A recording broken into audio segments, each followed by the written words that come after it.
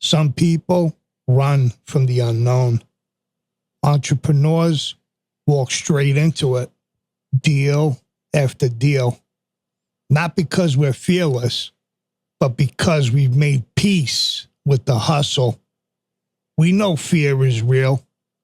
We've all felt it in our chest, tightening with every step toward the unknown. But we show up anyway, because entrepreneurship isn't about pretending to be brave.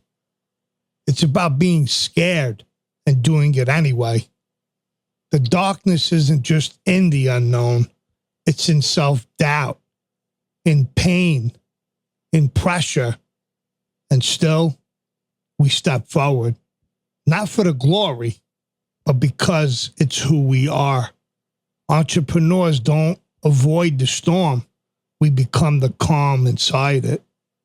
Every entrepreneur has two opponents, the one in front of them and the one inside them. Only one could throw punches, but both can knock you out. Come join the Business War Room Podcast today.